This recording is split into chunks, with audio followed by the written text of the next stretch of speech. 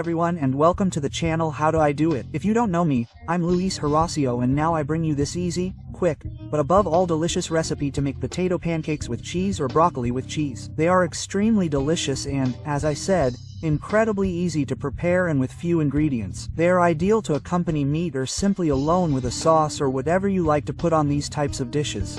But without further ado, let's see what we will need to make them.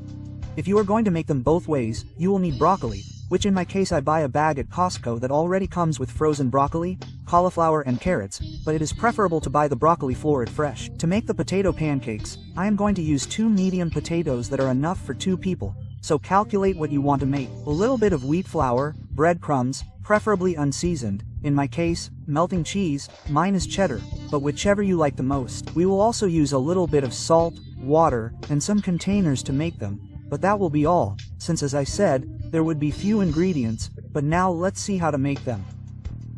The first thing we will do, if you have frozen broccoli like me, is put it in our microwave oven and set it to defrost, which will take about 5 minutes at the most. Once the necessary time has passed, you should understand more or less like this. And of course, the amount you want to make, which here is about 1.5 cups and is enough for 2 people maximum. Once defrosted or cut, if you made it with fresh broccoli, pour it into a pot and fill it with water until it covers everything we just added. And here what we are going to do is boil them over high heat.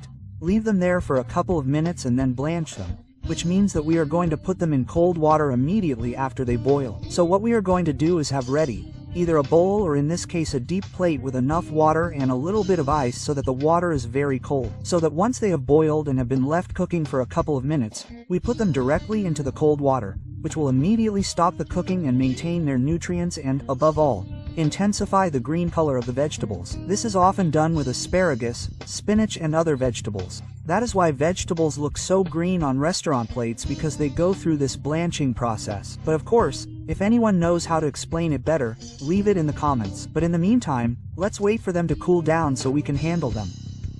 Once they have cooled completely, we drain all the water, since we won't need it, and immediately after, we take a towel, either cloth or sturdy paper like mine, and we are going to squeeze them as best we can, since we don't need all the water they have. So do it vigorously so that you get as much out as possible. Once you have done that, we transfer them directly to a bowl, and if possible and your broccoli is tender, I mean right down to the stem, start mashing it as if you were going to make a puree, either with a fork or a potato masher or whatever you call it in your country. Mine obviously wasn't going to do it here, so I just went to the cutting board and cut all the florets or whatever you call them into very small pieces, leaving practically all the stems out. I left some, since after cutting everything, I gave it a second go with the knife to chop it finely, and it would be easier to mash it one more time, which, as you can see, is much easier to do now, but it still has a lumpy consistency, so to speak.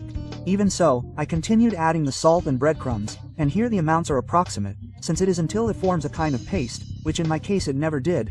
I don't know if it was because of the type of breadcrumbs I had or what happened, but in the recipes I had seen, the dough was made with just the bread. But anyway, since I always show you my mistakes here or what happened to me, all I did was add an egg and stir it with a fork to incorporate it as best I could. And here, yes, we immediately see that the dough we wanted is formed, which, I repeat, in theory should be made with just the breadcrumbs, but you can tell me in the comments if you have already made them and what you added extra, since mine were left with just the egg. Once the dough is smooth, on a cutting board, take the cheese and cut it into slices, then cut it into strips, and finally into very small squares, since these are small pancakes and they will look something like this. Now, all we have to do is take a piece of the dough and form a small ball, which we will then flatten a little, leaving a hole in the middle, without breaking it, of course. That's where we will put our cheese. Don't put too much on, or it won't close. So, do it carefully and reshape it into the pancake shape we made at the beginning, which as you can see, looks pretty good and you can't really see the cheese at all. So, we continue to do the same with the others, which in my case only came out 3, which is to make a ball, flatten it a little, and fill it with cheese, then close it into the shape of the pancake we want. When finished, they will look like this. Now, all we have to do is set them aside to cook them together with the potato ones.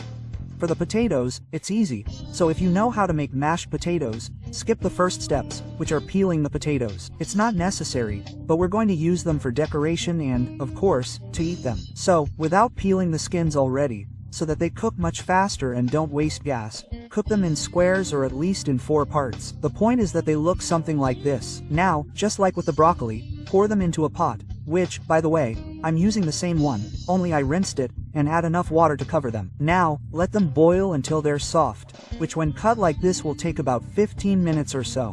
When that time has passed and they're soft, you can check by chopping them with a knife, which should go in easily, and if it does, just put them in a colander to get rid of all that water. And here we just have to wait for them to cool. Once they're done, now open the bowl, which one also used the same one as with the broccoli, previously rinsed. Sure.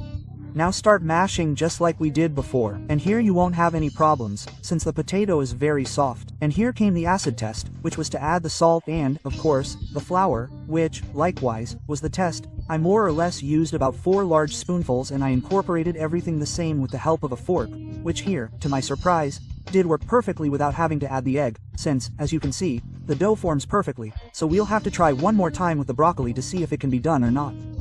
But, once the dough is smooth, we'll make our balls on the cutting board first, and then we'll flatten them, making a small hole in the middle to put the cheese in. Since they were a bit bigger here, I did put a bit more, but I'll leave that up to you. Just make sure to close them well and make them the same as with the others. You're going to do the same with all the ones you have. Make the ball, flatten it a bit, and make a hole in the middle to put the cheese in, and close it again, and give it the shape of a pancake that we want, and that, likewise, will turn out just as I show you on the screen. But now let's see how to prepare them. To do that, we just take a large frying pan and put a little oil on high heat, at least until it's nice and hot. Now, we're going to put our pancakes in the pan, trying not to move them too much at first because you could break them.